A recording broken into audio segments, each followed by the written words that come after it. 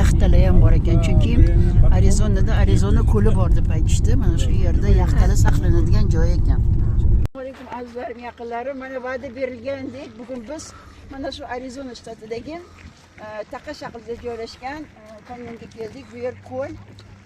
Ya'ni mana shu ko'l Colorado ko'li hisoblanadi va uni taqa hosili bo'lgani sababi mana shu yerda 270 gradusga aylangan ko'l, tez. Va qarang, mana shu ko'rinishi taqa shahrida biz hozir mana shu yerga boramiz, birgalikda ko'ramiz mana shu go'zallikni. Albatta sizlarga yoqadigan umiddaman. Qani ketdik.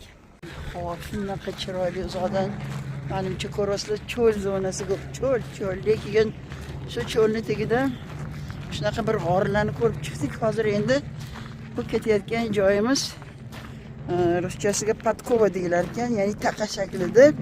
Lekin hozir borganda ko'ramiz albatta, sababi Colorado ko'li mana shu yerda tutashgan eng nima deydi, qattiq burilish yashagan joyi ekan va 270 gradusga buralgan. Va bu ko'l shu taqa ko'rinishda ko'rinadi. Hozir yaqinlashgan mana insonlar borib, ko'rib qaytib kelishyapti. Yo'llar qum tosh yo'llar. Zo'r.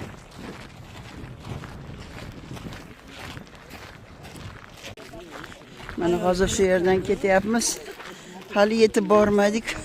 Hozir ko'rsataman, balkim kattaroq ko'rsatsam ko'rinar. Mana odamlar shu yerga borishgan. Hozir biz ham shu yerga boramiz. Xudoga shukr, eson-omon yaqinlashdik. Yetib keldik mana shu Colorado burilishidagi ko'lga.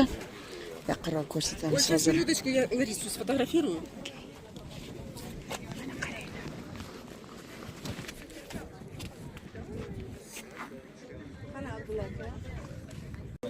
Qoq markazda turibdi Qiziltog' va atrofini qarang, mana shu ko'l.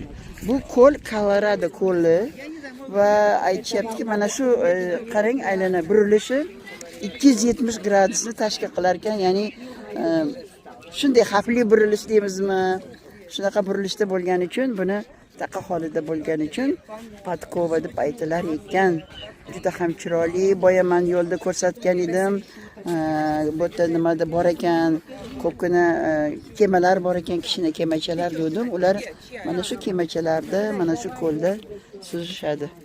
Kirish tekin, lekin kiraverishda shu parkovka uchun $10 to'lashingiz kerak. Bunga qarang, e'tibor beramiz. Bu toshlarning hammasi xuddi gafriga o'xshaydi, lekin bular hammasi boyga yomg'ir, suv, havo, shamoli ta'sirida mana shunaqa chiroyli. Hattoki zinaga o'xshab qolgan. Mana shu zinalardan, mana hozir men ko'rsatay. Zinalardan tepaga ko'tarilamiz va tepadan yana bir bor mana shu ko'lni ko'rsataman. Bu juda ham balandga chiqdi menimcha. Yaqinroq ko'ramiz hozir.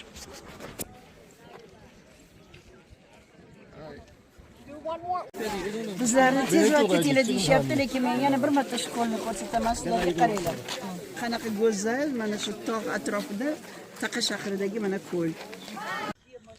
Bu territoriyadan o'tmayman, chunki boshqa insonlarni mana.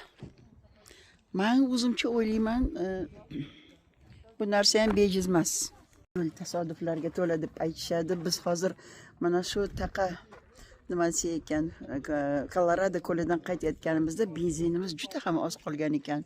Nima deymiz? Yo'lga chiqdik, lekin yo'limizda hammamiz albatta Allohga tavakkal qildik, shukronalar aytdik va mana shu qishloqda to'xtadik. Hozir men sizlarga ko'rsataman. Mana shu qishloqda to'xtadik. Va bilasizlarmi, qishloqda umuman inson zoti yo'qqa o'xshab ko'rinadi bir qaraganingizda. Lekin e'tibor bersanglar, biz o'zimiz ham mana shu yerdan bir o'tganda qaradik. Mashinalar yangi usuldagi, ya'ni yangi mashinalar bor. Mana uzoqdan ham ko'rsangiz bo'ladi. O'ylaysiz shu tog'ning orasida bu qishloq, lekin umuman insonlar ko'rinmadi va biz o'yladik, biz odamlar yashamaydigan qishloqqa kelib qoldik deb o'yladik. Tavakkaliga bir eshik ochiq ekan, shu eshikni taqillatdik. Allohga behisob shukronlarni aytamiz yana. Chunki buni aytmasak hech ham bo'lmaydi. Mana shunday joyda shu o'z yordam qo'lini cho'zib bir oila bizga aytdi sizlar shu yerda to'xtanglar, biz hozir sizlar uchun benzin olib kelib beramiz deb o'z farzandlarini benzinga jo'natishdi. Biz mana shu hozir benzinni poylayapmiz, lekin men paytdan ozgina unumli foydalangan holda mana shu oilani ichiga kirib ozgina insonlarning qanday sharoitda yashayotganini va mana shu o'zlarini yashash sharoitidan qanchalik minnatdor ekanligini ko'rsatmoqchiman. Birgalikda hozir shu xonadonga kiramiz, balkim ruxsat bersa va albatta insonlarni qanday yashayotganini sizlarga ko'rsataman. Bu yerda xaski kuchuklar ham bor ekan, ko'zlari chiroyli. Mana hozir shu uy egasining o'g'illari biz uchun bilmadim qayerdandir yarim soatda borib shu benzinni olib kelishdi. Biz mana shu xonadondagi yashovchi insonlarga albatta shukronalarni aytamiz, rahmatlarni aytamiz. Allohim hech qachon bizni so'ragan narsalarimizni javobsiz qoldirmagan. How to open this? Bu qo'l ishida, to'qilgan. Ha, to'qilgan qo'l ishi, xuddi adresga o'xshayapti. Adresga o'xshab. Uyda to'qishar ekanmi? Azamat uydagi rasmlarni ko'rdingizmi? Mana shu bir to'xtadik shu yerga, to'xtaganimizning sababini ham aytmoqchiman.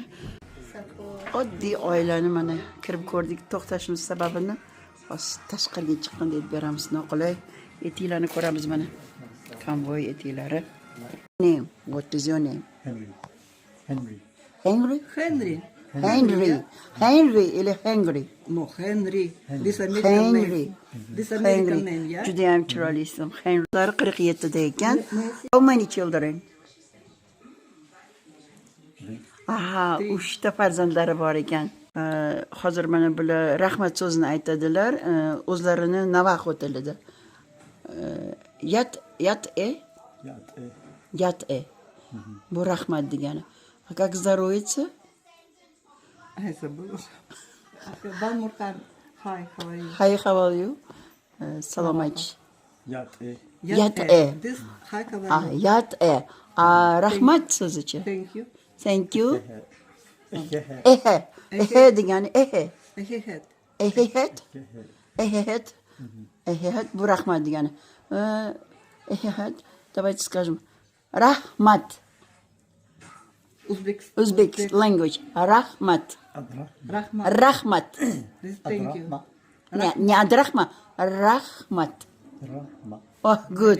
Zo'r gap yo'q. Thank Bunga xayr deb qolamiz. Sabab bizni mana shu yerda to'xtab qolib, mana shu Hindu Navaxa qabilasidagi bir insonlar bilan tanishdi. Oddiy, juda ham oddiy, ko'ngli toza insonlar ekan.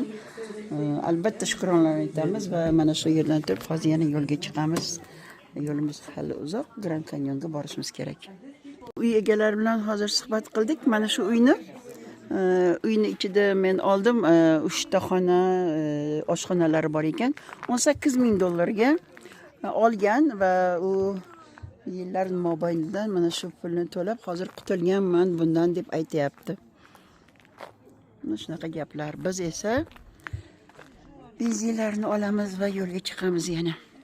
Shu yerdan turib mana shu qabilani ko'rsatmoqchiman. Bular Navaxo qabilasidagi bizning do'stlarimiz bizga yordam berishdi bular bugun va albatta ularga rahmat aytamiz.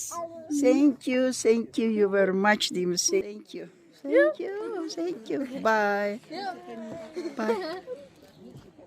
Bo'ldi, chiqamiz mashinaga.